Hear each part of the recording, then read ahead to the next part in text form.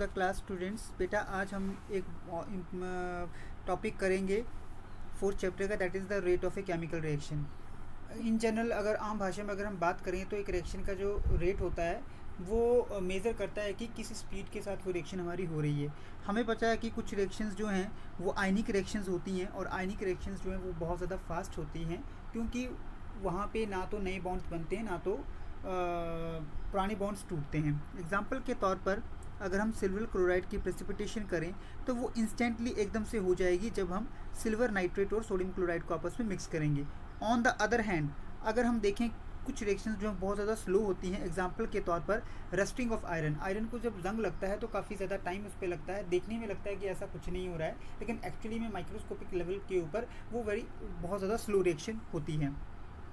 यहाँ पे बहुत सारी ऐसी रिएक्शंस हैं जैसे कि inversion of cane sugar, hydrolysis of the starch, ठीक है, जो कि एक मॉडरेट स्पीड के साथ जो है वो प्रोसीड करती हैं।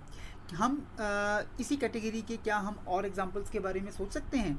चलो हम लोग एग्जांपल के तौर पर हमें बताए बेटा कि अगर हम लोगों को ये पता करना है कि एक गाड़ी, एक ऑटोमोबाइल या एक कार जो है वो कितना डिस्टेंस चली है, कितनी दूरी, किस स्पीड से वो चली है, तो हम लोग क्या करते हैं कि जितना डिस्टेंस उसने कवर किया होता है उसका डिफरेंस निकालते हैं, और हम लोगों को पता लग जाता है कि ये गाड़ी, हमारी गाड़ी इतने किलोमीटर चली है, और उस हिसाब से हम लोग उसकी ऑटोमोबाइल की या कार की, व्हीकल की हम लोग क्या करते हैं, डिस्टेंस कैलकुलेट कर लेते हैं और स्पीड कैलकुलेट कर लेते हैं। उसी प्रकार से रिएक्शन के केस में भी ऐसा ही होता है, ठीक है। रिएक्शन का जो रेट है उसको हम लोग दो टर्म्स में एक्सप्रेस कर सकते हैं। पहला आता है the rate of decrease in concentration of any one of the reactants, और दूसरा आता है the rate of increase in concentration of any of the products, ठीक है। अब हमें पता है कि एक रिएक्शन में हमेशा रिएक्टेंट्स होंगे, प्रोडक्ट्स होंगे। जैसे जैसे रिएक्शन बढ़ती जाए, टाइम के साथ जैसे जैसे रिएक्शन होती जाएगी, हमारे रिएक्टेंट्स की कंसंट्रेशन जो है क्या है, कम होती जाएगी, क्योंकि रिएक्शन कंबाइन करेंगे, वो खत्म होते जाएंगे और प्रोडक्ट्स की संख्या बढ़ती जाएगी। तो रिएक्शन के रेट को हम लोग दो तरीके से एक्सप्रेस कर सकते हैं। एक तो हम लोग बोल सकते हैं कि rate of the reaction is equal to the increase in the concentration of the products, and rate of reaction is also equal to the decrease in the concentration of the reactant। तब हम simple सी एक equation देखते हैं, जैसे suppose R gives P, एक reaction आपको reactant है R for reactant, P for product, ठीक है। यहाँ पे देखने में ये लग रहा है कि रिएक्टेंट का एक मोल जो R है वो एक मोल ऑफ प्रोडक्ट P बना रहा है। सपोज कि हमारे पास जो रिएक्टेंट R है, ठीक है, उसकी कंसनट्रेशन है R1, ठीक है, एट टाइम T1, और उसकी ही कंसंट्रेशन है R2 at time temperature time T2। उसी प्रकार से प्रोडक्ट की कंसंट्रेशन है हमारे पास at time T1 concentration P1, और जब टाइम T2 है तो कंसंट्रेशन प्रोडक्ट की P2। तो अब हम लोगों को टाइम का चेंज निकालना है, तो कैसे निकालेंगे? Delta T is equal to T2 minus T1, final minus initial करेंगे। उसी प्रकार से अगर उसी प्रकार से रिएक्टेंट की कंसंट्रेशन में कितना चेंज आया, तो हम लोग डेल्टा R निकालेंगे। डेल्टा क्या रिप्रेजेंट करता है? चेंज को रिप्रेजेंट करता है। तो हमारे पास दो कंसंट्रेशन आई हैं रिएक्टेंट की, that is R2 minus R1, वो वहाँ से डेल्टा R आ जाएगा। उसी प्रकार से प्रोडक्ट का आ जाएगा delta P is equal to P2 minus P1।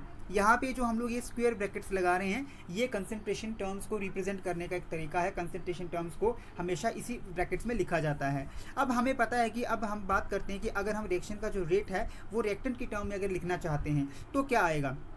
Rate of the reaction is equal to decrease in concentration of R divided by the time taken. समय के साथ जितना रिएक्टेंट हमारा डिक्रीज हुआ है, मतलब कि minus delta R by delta T, ठीक है। इस टर्म में भी कहते हैं, इसको हम लोग रिप्रेजेंट कर सकते हैं। और एक दूसरा तरीका है रिएक्शन के रेट को रिप्रेजेंट करने का, that is the rate of appearance of P, ठीक है। जिस स्पीड के साथ हमारे प्रोडक्ट्स जो बन रहे हैं, ठीक है, मतलब कि increase in concentration of P, that is the product divided by the time taken. तो यहाँ पे हम लोग माइनस की जगह प्लस का निशान लगाएंगे और डेल्टा लिखेंगे, delta P by delta T करेंगे, ठीक है। तो यहाँ पे हमारे पास प्रोडक्ट, आपने देखा होगा बेटा कि प्रोडक्ट वाली साइड हम लोग हमेशा प्लस लगा रहे हैं और रिएक्टेंट वाली साइड हमेशा हम लोग माइनस लगा रहे हैं। इसका मतलब ये है कि रिएक्टेंट के साथ हम लोग माइनस इसलिए लगा रहे हैं, उस माइनस का मतलब ये है कि जैसे जैसे टाइम बीतता जाएगा, रिएक्शन होती जाएगी, कंसंट्रेशन रिएक्टेंट्स की कम होती जाएगी। इसलिए वहाँ पे जब भी आप लोग एक रिएक्शन के लिए रिएक्शन रेट लिखेंगे, ठीक है, इंस्टेंटेनियस रेट लिखेंगे या एवरेज रेट लिखेंगे, वहाँ पे हम लोग रिएक्टेंट वाली साइड रिएक्टेंट्स के साथ हमेशा माइनस लगाएंगे और प्रोडक्ट्स के साथ हमेशा प्लस लगाएंगे, क्योंकि प्रोडक्ट्स जो हैं वो इंक्रीज कर रहे हैं।